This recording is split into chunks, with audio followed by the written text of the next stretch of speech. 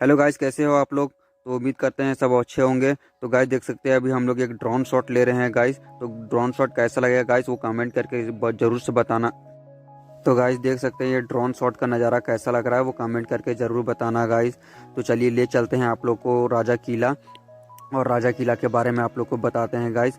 तो चैनल पे न्यू तो सब्सक्राइब कर दे और बेल आइकन को जरूर से दबा दे गाइस, ताकि आप लोग को अगले वीडियो का नोटिफिकेशन मिल सके गाइस। तो चलिए चलते हैं आगे। और आप लोग ये दरवाज़ा देखकर तो समझ ही गए होंगे, ये पद्मा किला का मेन प्रवेश द्वार है। और हम लोग आज आए हुए हैं आप लोगों को कुछ बेहद पुरानी चीज़ें दिखाने के लिए। और ये हम लोग पद्मा किला के अंदर जा रहे हैं। पीछे से बैक गेट आप लोग देख सकते हैं, बैक गेट का व्यू। और ये जो आप लोग अगल बगल का नज़ारा देख रहे हैं, ये अभी जो है जो राजा का जो महल का जो परिसर है वो पुलिस ट्रेनिंग सेंटर में बदल चुका है। और ये उसी का नज़ारा है। और हम लोग अभी अंदर जा रहे हैं बाइक से। और ये जो महल है, आइए कुछ चंद लम्हों में आपको इस महल की जितनी जानकारियाँ हमारे द्वारा हो सकती है देने की कोशिश करेंगे। और ये जो आप देख रहे हैं ये हवा महल है। इसके बगल में एक झरना वगैरह भी है, हम लोग अभी आपको वो भी दिखाएंगे। और ये जो पद्मा किला है, आइए आपको उसके बारे में कुछ बताते हैं। ये रामगढ़ राज के झारखंड के महाराज कामाख्या नारायण सिंह बहादुर के द्वारा 10 अगस्त से लेकर 1916, 7 मई से लेकर 1917 तक इनका यहाँ पर राज चला था, रामगढ़ राज के महाराजा बहादुर। और बाद में एक कामाख्या नारायण सिंह जिनके राज करने की अवधि थी 1919 से लेकर 7 मई 1970 तक। उनके पूर्वज महाराजा लक्ष्मी नारायण सिंह, जन्म 10 अगस्त 1916, पद्मा, रामगढ़ राज, भारत। मृत्यु 7 मई 1970, आयु 53, कोलकाता में। जीवन साथी महारानी ललिता राज्य लक्ष्मी। पिता का नाम महाराजा लक्ष्मी नारायण सिंह बहादुर, माँ राजमाता शशांक मंजरी देवी। और आइए उनके ये जो देख रहे हैं आप सामने तस्वीर, वो उन्हीं की तस्वीर है। वो थोड़ी भी मरम्मत ना होने के कारण टूट फूट गई है। ये उनके ऊपर जो चढ़ते हैं वो अंदर का नज़ारा है, अभी तो पूरा टूट फूट गया है। आइए आपको उनके कुछ प्रारंभिक जीवन के बारे में बताते हैं। उन्होंने राजकुमार कॉलेज रायपुर और मेयो कॉलेज अजमेर से शिक्षा प्राप्त की थी। वह 1919 में अपने पिता राजा लक्ष्मी नारायण सिंह की मृत्यु के बाद रामगढ़ के राजा बने। उनका विवाह 1936 में नेपाल की सुपाद्रिता मान्य बरा लेफ्टिनेंट जनरल महाराजा कुमार सिंह शमशेर जंग बहादुर राणा की बेटी महारानी ललिता राज्य लक्ष्मी देवी से हुआ था। उनका एक बेटा इंद्र जितेंद्र नारायण सिंह थे। और आइए ये जो आप देख रहे हैं नज़ारा, ये महल के अंदर का है। और ये नज़ारा देखकर मधुमक्खी छत्ता देख कर आप समझ सकते हैं कितना बड़ा है।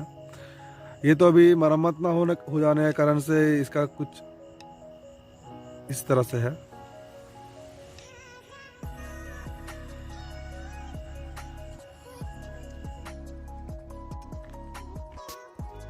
तो गाइस आप लोग देख सकते हैं कितना यहाँ पे पुराना किला है, और देख सकते हैं यहाँ पे कितना खूबसूरत डिजाइन बनाया हुआ है।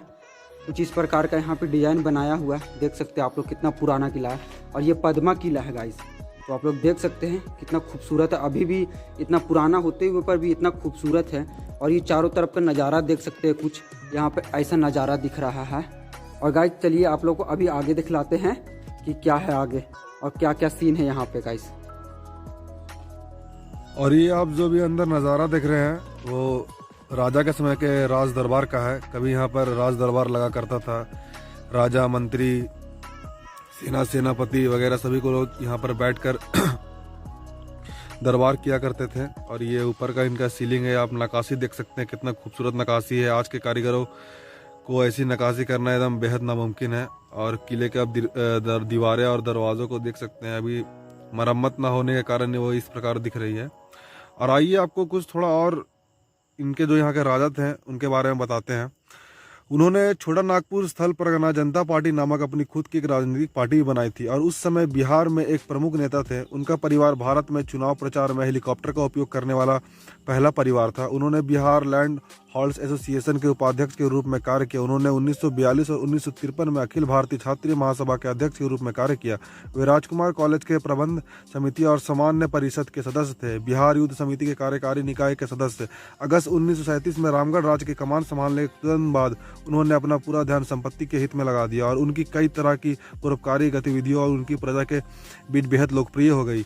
उन्होंने अपने सभी विषयों विशेषकर गरीब तबके के साथ खुल के सीधे संपर्क रखने की कोशिश की और सभी के लिए सुलभ थे। उन्होंने ज़्यादातर अपनी संपत्ति के अनाधुरीन हिस्सों का दौरा किया और स्वस्थ और प्रज्ञाशील किसानों के विकास को बढ़ावा देने के लिए हर बार कुछ नई योजनाओं का उद्घाटन किया। उन्होंने कार्यकाल के दौरान रामगढ़ राज्य के सभी दिशाओं में अच्छी प्रगति हुई और रामगढ़ के लोग के जीवन में एक उल्लेखनीय बदलाव लाया। 1944 में उन्होंने किसानों का कर माफ कर दिया। छोटा नागपुर केसरी के नाम से प्रसिद्ध स्वतंत्रता सेनानी बाबू राम नारायण सिंह जी की इच्छा और डॉक्टर राजेंद्र प्रसाद जी प्रयासों से कांग्रेस का ऐतिहासिक 53वां अधिवेशन इस अधिवेशन की सफलता में पूरे दिल से योगदान देने के लिए रामगढ़ में आयोजित किया गया था। महत्वपूर्ण कांग्रेस नेता महाराजा और उनकी प्रजा के बीच मौजूद सौहार्दपूर्ण संबंधों की प्रशंसा करते हुए उसी वर्ष नेताजी सुभाष चंद्र बोस ने कांग्रेस छोड़ दी और समांतर अधिवेशन का आयोजन किया, जिसे महाराजा साहब और स्थानीय जमींदार गौरीनाथ सिंह का समर्थन प्राप्त। 1946 में पंडित जवाहरलाल नेहरू के साथ मतभेदों के कारण उन्होंने कांग्रेस छोड़ दी और अपनी खुद की राजनीतिक पार्टी छोटा नागपुर संथला परगना जनता पार्टी बनाई। उन्होंने 1946 में भारतीय गणराज्य में रामगढ़ राज्य के औपचारिक प्रवेश के बाद सक्रिय राजनीति में प्रवेश किया। 1952 में बिहार विधानसभा चुनाव में उन्होंने बरही से चुनाव लड़ा और जीत गए और बिहार के पहले विपक्ष के नेता बने। बाद में 1967 के बीच विधानसभा चुनाव में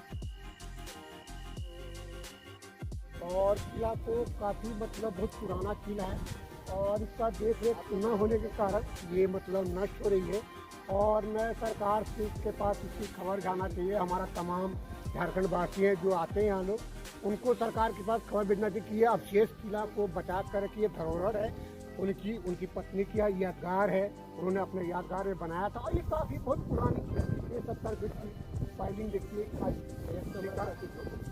100 से ज़्यादा की है, बहुत सारी पुरानी है। डिजाइन इतनी अच्छी डिजाइन बनाई गई है कि आज के मिस्त्री नहीं बना पाए, बहुत पुरानी है।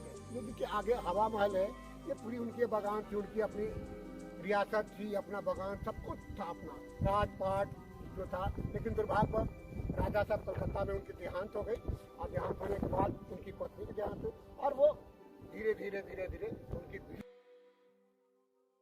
और उनका परिवार धीरे धीरे राजनीति में भी प्रखर रूप से आने लगा। सन 1960 के दशक के अंत में कामाख्या नारायण सिंह लोकप्रिय रूप से राजपूत दिग्गज श्री सत्येंद्र नारायण सिन्हा तब बिहार के आने वाले मुख्यमंत्री के खिलाफ बिहार में राजपूत वर्चस्व के लिए कांक्षित थे, लेकिन उनकी चाल चली गई। उनकी पार्टी का बाद में स्वतंत्र पार्टी में विलय हो गया।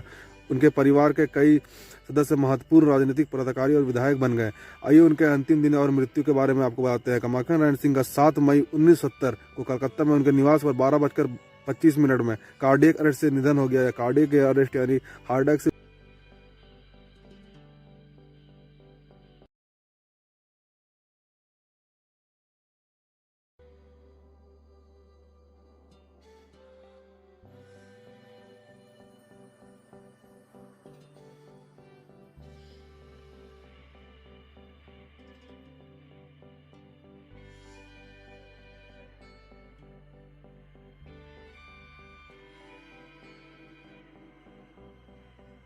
और भाई तुम लोग क्या कहना चाहेगा इस पद्मा किला के बारे में? अच्छा है, बहुत अच्छा है, घूमने के लिए जगह भी एक नंबर है। जहाँ तक हमको लगता है बहुत अच्छा है। और यहाँ पर बहुत दूर दूर से लोग आते हैं घूमने के लिए? दूर दूर से आते हैं, बहुत दूर दूर से। और आप लोग यहाँ पर कब से आ रहे हैं? हम लोग जब से यहाँ पे मतलब कि देख रहे हैं, जब से तभी से आ रहे हैं। बहुत बहुत धन्यवाद भाई आपसे मिलने। आपका नाम क्या हुआ भाई? राज हुआ मेरा नाम। और आपका नाम भैया? ठीक है, धन्यवाद।